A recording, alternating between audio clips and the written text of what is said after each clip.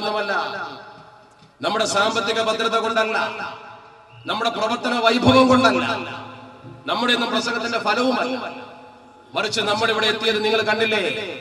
കൂരിയാട്ട് സമ്മേളനം നടക്കുമ്പോൾ ആ സമ്മേളന നഗരിയിലേക്ക് ജനങ്ങൾക്ക് എത്തി നോക്കാൻ പോലും കഴിയാത്ത ദൂരത്തിലാക്കാം. എന്നിട്ടോ ഒരു പരിക്കോ ഒരു പോർലോ ഏൽക്കാതെ മുഴുവൻ ആളുകളും സുരക്ഷിതമായി അള്ളാഹുവിന്റെ ഔലിയാഇന്റെ ഹഖ് ജാഗ് ബർക്കത്ത് കൊണ്ട് തിരിച്ചു പോയി. ഇത്ര ശാന്തതയോടുകൂടി ഒരു മഹാസമ്മേളനം മലപ്പുറത്തെ പോലീസുകാർ പറയാം, ഇത്ര വലിയ ജനസാഗരം ഞങ്ങൾ കണ്ടിട്ടില്ല. സമത്തെ കുറിച്ച് ചിലർ എപ്പോഴും എന്നോട് പോലീസ് ദിവസം ഇത്ര വലിയൊരു ജനസാഗരം ഞങ്ങൾ ആദ്യമായിട്ടാണ്, ഇത്ര വലിയ ജനപിന്തുണ നിങ്ങൾക്കുണ്ടെന്ന് എപ്പോഴാണ് മനസ്സിലാക്കിയത്. അപ്പൊ ഞാനോട് തമാശ പറഞ്ഞിട്ട് മദ്രസന്റെ കേസ് ഉണ്ടാവും, മറ്റാളെ കൂടെ നിൽക്കും വേണ്ടാന്ന്. എന്റെ സുഹൃത്തായ പോലീസ് ഉദ്യോഗസ്ഥ പിന്നെ പരസ്യമായിട്ട് വരുമ്പോൾ ഒരു സങ്കടം ഉണ്ടാവും. ആലോചിച്ച് നോക്കണം, ഞങ്ങളെ കൂടെ ആളുകൾ ഇവരെ പണക്കിട്ട് നിങ്ങൾ വേറെ ആളെ കൂടെ നിൽക്കണ്ട എന്ന് പറഞ്ഞാൽ പണത്തിന് വേണ്ടി ഒരാളുടെയും കൂടെ നിൽക്കണ്ട എന്നതിന്റെ അർത്ഥം നമ്മൾ വളരെ ഗൗരവത്തോടെ മനസ്സിലാക്കേണ്ട കാര്യമാണ്. സത്യത്തിൽ ഇതിന്റെ ഒക്കെ പിൻബലം ഒന്ന് നമ്മുടെ ഇഖ്ലാസ് അഥവാ നമ്മുടെ നേതാക്കളുടെ ആത്മാർത്ഥത. കണ്ണീത്തുസ്താദും ശംസുലമയെ പോലുള്ള മഹത്വം എന്ന പോലെ ഉയർത്തിപ്പിടിച്ച ആദർശത്തിന്റെ പവിത്രത, ആദർശത്തിന്റെ പവിത്രത. മൂന്നാമത്തേത് ഇത് രണ്ടുമായപ്പോ ജനങ്ങൾ കൊടുത്ത പിന്തുണ. അതിൽപ്പെട്ട ഒരു മഹാനാണ് നമ്മൾ അനുസ്മരിക്കുന്ന ബഹുമാനപ്പെട്ട ശൈഖുനായെ. ശൈഖുനാക്ക് പടച്ച റബ്ബ് കൊടുത്ത അനുഗ്രഹം എത്രയും നിങ്ങൾ ചിന്തിച്ചു. ഞാൻ അദ്ദേഹത്തെ കുറിച്ച് കൂടുതൽ പറയുന്നത് ഒന്ന് രണ്ട് കാര്യങ്ങൾ മാത്രം പറഞ്ഞ് അവസാനിപ്പിക്കാം.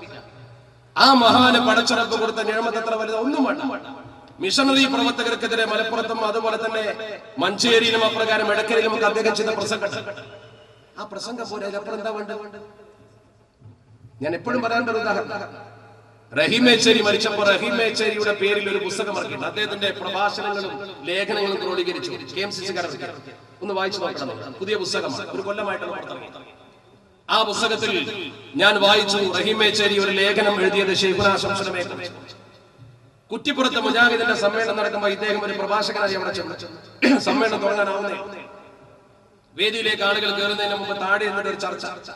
ആ ചർച്ച നടത്തിക്കൊണ്ടിരിക്കുമ്പോ അറിയപ്പെടുന്ന മുജാഹിദ് പ്രവർത്തകരൊക്കെ നേതാക്കളൊക്കെ ചർച്ചക്കിടയിലേക്ക് മിഷണറി പ്രവർത്തനം കയറി വന്നപ്പോ ഇരുത്തം വന്നൊരു മുജാഹിദ് പണ്ഡിതൻ പറഞ്ഞു, റഹീമേശ്വരി എഴുതുക, മഞ്ചേരിയിൽ മർക്കസുൽ ബിഷാറ പേര് പിടിച്ചപ്പോൾ അതിനെ പിടിതെറിയാൻ നമുക്ക് കഴിഞ്ഞത് EK അബൂബക്കർ മുസ്ലിയാരുടെ ദിശനാശക്തി കൊണ്ട് തന്നെയാണ്.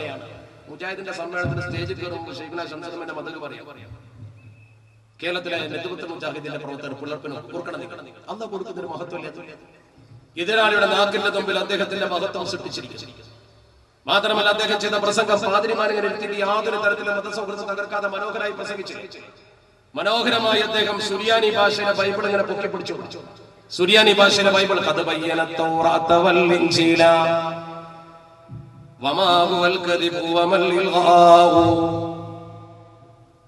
ശരിക്കും അതിലെ പൊള്ളത്തൻ ഇങ്ങനെ വിശദീകരിക്കാൻ ഇതിനെ വെറുതെ പിടിച്ചപ്പെടുത്തു.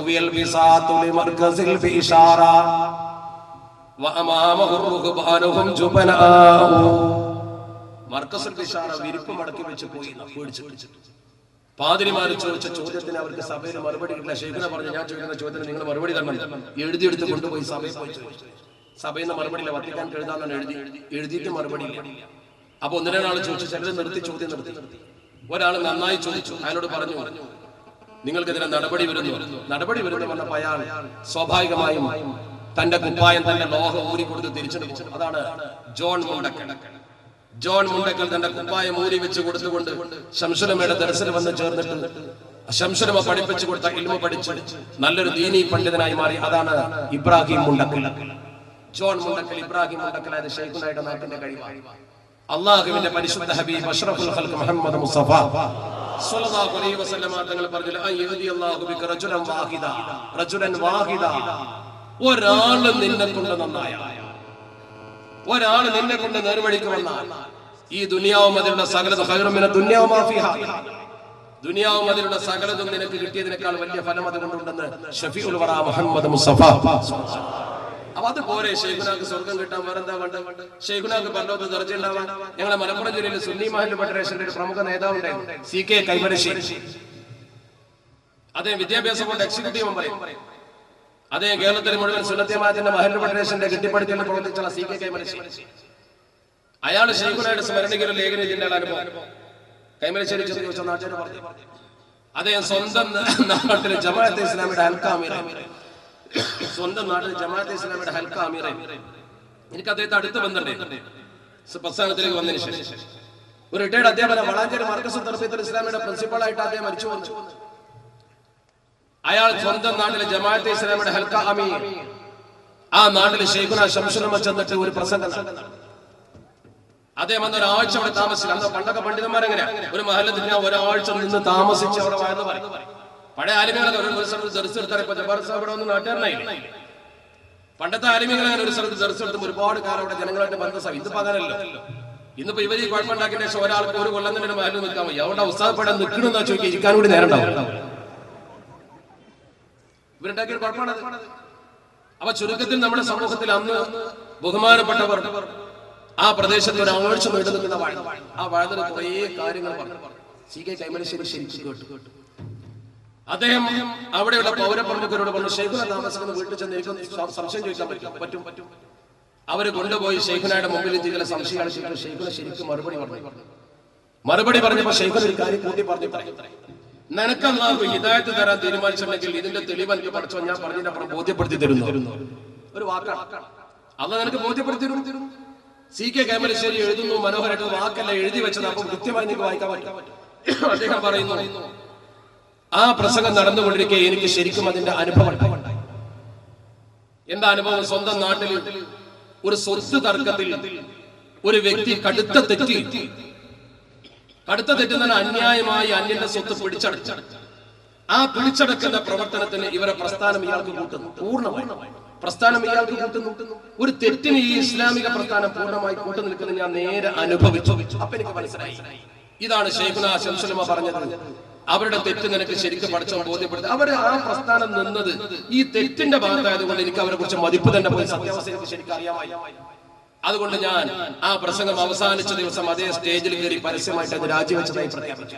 അതിനുശേഷം സുന്നത്തെ മാറ്റം പ്രവർത്തിച്ചു. നോക്ക്, വിദഈ പ്രസ്ഥാനത്തിൽ നിന്നും ഒരു മനുഷ്യനെ ശരിക്കും എടുത്തിട്ട് സുന്നത്തെ മാറ്റം കൊണ്ടുവന്ന് അതിന്റെ ഉച്ചസ്ഥായിലുള്ള പ്രവർത്തകനാക്കി ആ മഹാൻ ആലിമ്യങ്ങളുമായി ബന്ധപ്പെട്ട് മരണപ്പെട്ടു പോയി ഒരാൾക്ക് അതുവഴി മാർഗരേഖ കാണിച്ചു കൊടുക്കാൻ ശൈഖുനാക്ക് കഴിഞ്ഞെങ്കിൽ അതിലപ്പുറം എന്താ ശൈഖുനാന്റെ മതം?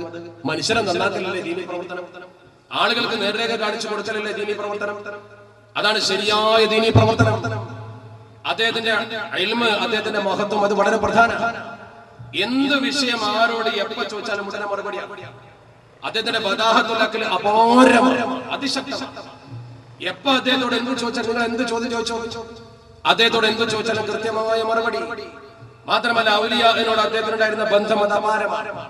ഞാൻ ഇപ്പോഴും മറക്കുന്നു, എന്നോട് ശൈഖുനാ ശംസുലമയെ കുറിച്ച് തിരുപ്പഞ്ച് ഉസ്താദുമായി ബന്ധപ്പെട്ട ഒരു സംഘം ഒരാൾ എന്റെ മനസ്സിലെപ്പോഴും തിരുപ്പഞ്ച് ഉസ്താദിനെ ഒന്ന് കാണണമെന്ന് ബഹുമാനപ്പെട്ട ശൈഖുനാ ആഗ്രഹം പ്രകടിപ്പിച്ചത്ര. അപ്പൊ തിരുപ്പഞ്ച് ഉസ്താദ് പറഞ്ഞു, വേണ്ട, ആ വയസ്സായ മനുഷ്യൻ ഇങ്ങോട്ട് വരുത്തല്ല, ഞാൻ അങ്ങോട്ട് പോയിക്കോളാം. അങ്ങനെ അന്ന് പൂക്കളത്തൂർ പഞ്ചായത്തിന്റെ പ്രസിഡന്റ് ആയിരുന്ന, ഇന്ന് ജീവിച്ചിരിക്കുന്ന, ഇപ്പൊ പ്രസിഡന്റ് ഒന്നും അല്ലെങ്കിൽ നല്ല ഉമറാക്കൽപ്പെട്ട മഹാനായ കുഞ്ഞാപ്പു ഹാജി, അള്ളാഹു ദീർഘായുസ്സ് നൽകുമാറാവട്ടെ, അദ്ദേഹത്തെയും കൂട്ടി ശൈഖുന സാധാരണ ജുമഅക്ക് കൂടാറുള്ള ഷെയ്ഖിന്റെ പള്ളിയിലേക്ക് വന്നിട്ട് ശൈഖുന ആ സമയത്ത് മക്കാമ് കയറി യാസീൻ തിരുപ്പഞ്ച് ഉസ്താദ് കയറി മക്കാമിലേക്ക് കയറി ശൈഖുനാന്റെ കൈ പിടിച്ചപ്പോ ശൈഖുന കൈ തട്ടി മാറ്റി കൈ വലിച്ചു. കണ്ടു വന്നവർക്കൊക്കെ ഒരു അത്ഭുതം, ഇവര് തമ്മിൽ വലിയ അടുപ്പാണ്. പക്ഷെ ഇങ്ങനെ ആദ്യം സംഗമിക്കുന്ന സമയത്ത് കൈ തട്ടി മാറ്റി എന്തിനാ? അത് കഴിഞ്ഞ് ദുആയൊക്കെ കഴിഞ്ഞ് പുറത്തിറങ്ങി ശൈഖുന തന്നെ അദ്ദേഹത്തെ റൂമിൽ കൊണ്ടുപോയി റൂം അടച്ച് ഒരുപാട് കാലം സംസാരമൊക്കെ കഴിഞ്ഞതിന് ശേഷം റോഡിലേക്ക് വന്നിട്ട് ബഹുമാനപ്പെട്ടവരെ സാധാരണ ശൈഖുനാ ശംസുലമ അങ്ങനെ റോഡിലേക്ക് വന്നാൽ നേരെ വന്ന് യാത്രയാക്കി കാറിൽ കയറി പോയി തിരിച്ചു വന്നപ്പോ ശിഷ്യന്മാർ ചോദിച്ചു, എന്താണ് അദ്ദേഹം മക്കാമിൽ വെച്ച് അങ്ങയുടെ കൈ പിടിച്ചപ്പോ അങ്ങെന്തിനാ അദ്ദേഹത്തിന്റെ കൈ തട്ടി മാറ്റി? ഉടനെ തന്നെ ശൈഖുനാ ശംസുലമ എന്താ, അത് അദ്ദേഹത്തിന് അറിയാമെന്ന് പറഞ്ഞപ്പോ ചുരുക്കത്തിൽ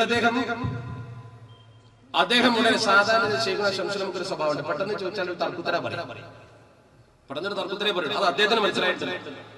പക്ഷെ ശിഷ്യന്മാര് പിന്നാലെ കൂടി ശരിക്കും ചോദിച്ചു, പിന്നാലെ കൂടി ആവർത്തിച്ച് ചോദിച്ചപ്പോ ബഹുമാനപ്പെട്ടവർ ഉടനെ പറഞ്ഞു വളരെയധികം മുഖമുദ്ര പ്രത്യേക രീതിയിൽ ഒരു ആത്മീയ ഭാവം കൈവന്നിട്ട് അദ്ദേഹം പറഞ്ഞു, നമ്മൾ എവിടെ നിന്നിരുന്നു നിങ്ങൾക്ക് ശൈഖ് അലാവുദ്ദീൻ ഹിമസി റളിയല്ലാഹു തആല അൻഹുവിന്റെ ആ മഖാം വലിയതായ കുതുബ് സമാൻ മൗലദേവിലെ മമ്പർത്തങ്ങളുള്ള കാലത്ത് അദ്ദേഹം ഇങ്ങോട്ട് വരുന്ന സമയത്ത് കുതിരവണ്ടിയിൽ വന്നാൽ കല്ലായി പാലം കടന്നാൽ കുതിരവണ്ടിയിൽ ചെരുപ്പ് അഴിച്ചു വെച്ചിട്ട് കൊണ്ടുവരും.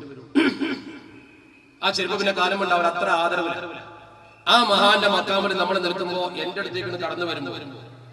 ആ മഹാനെയാണ് ശ്രദ്ധിക്കേണ്ടത്. അവിടെ കില്ല പിടിക്കുകയും അദ്ദേഹത്തെ ബഹുമാനിക്കുകയും ചെയ്യുന്നത്. എന്റെ കൈ പിടിക്കാൻ ഞാനാണ്, അഥവാ എന്റെ കൈ അവിടെ വെച്ച് പിടിച്ചാൽ ആ മഹാനേക്കാൾ വലിയൊരാൾ ഞാനാവില്ല. അതിന് മാത്രം ഞാനില്ല. അവിടെ വലുപ്പം ആ മഹാനാണ്. അദ്ദേഹത്തെ മാത്രം ശ്രദ്ധിച്ചാൽ മതി. അവിടെ എന്നെ ശ്രദ്ധിക്കേണ്ട, അവിടെ ആരും വലുപ്പമില്ല. അത് അദ്ദേഹത്തിന് മനസ്സിലായിട്ടുണ്ട് എന്ന് പറഞ്ഞാൽ അർത്ഥം അദ്ദേഹത്തിന് മനസ്സിലായിട്ടുണ്ടെന്ന് പറഞ്ഞാൽ തൃപ്പഞ്ചു സ്ഥാനത്ത് പഴിച്ചു പോയതൊന്നുമല്ല. പിന്നെന്താ, ഒരു പക്ഷെ ഔലിയാക്കൾ പരസ്പരം പരിശോധിക്കും, പരീക്ഷിക്കും. അതായിരിക്കും വരണ്ടാൾക്ക് മനസ്സിലായിട്ടുണ്ട്. ഒരു പരാതി ഒരു തമ്മിലില്ലല്ലോ, നമുക്കല്ലേ മനസ്സിലാവാത്ത. തൃപ്പഞ്ചു സ്ഥാനം പരിശോധിച്ചതാകാം ശൈഖുന വിജയിച്ചു. ബഹുമാനപ്പെട്ട തൃപ്പഞ്ചു സ്ഥാനം നിറച്ച ഉയർന്നു പറഞ്ഞ ഇവിടെ നമ്മൾ മനസ്സിലാക്കേണ്ട ശൈഖുന പറഞ്ഞ വാക്ക് ആ കിടക്കുന്ന മഹാന്റെ മക്കാമിൽ വെച്ച് എന്റെ കയ്യാലും പിടിക്കണ്ട, അതിന് മാത്രം ഞാനില്ല. അവിടെ ആ മഹാനെ ശ്രദ്ധിച്ചാൽ മതി.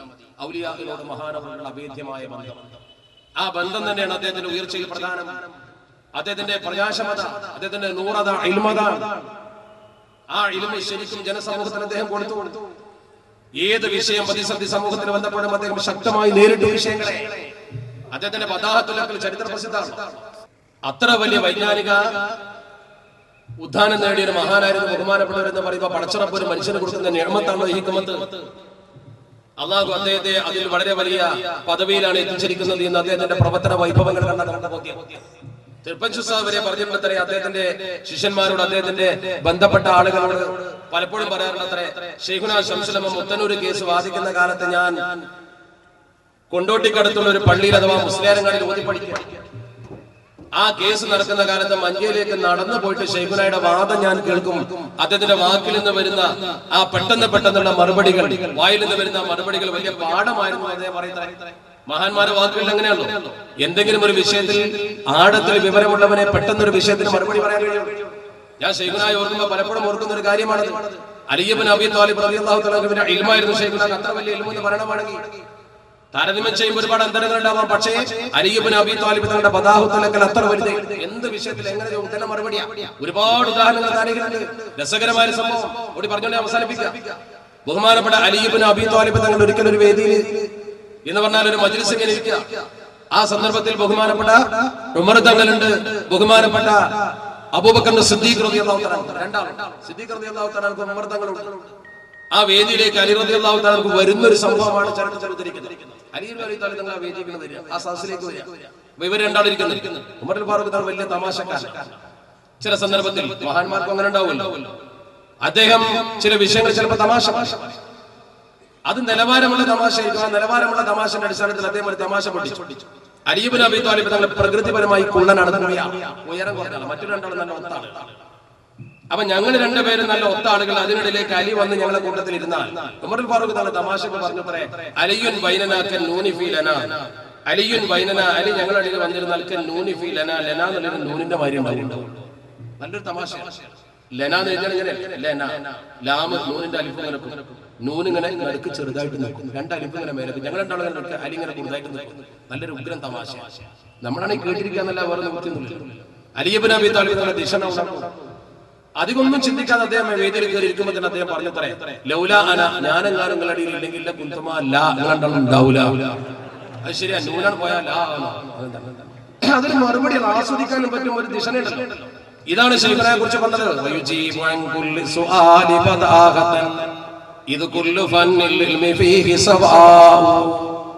ചോദിച്ചാൽ ഉടനെ മറുപടി പറയണമെങ്കിൽ നല്ല ദിശ.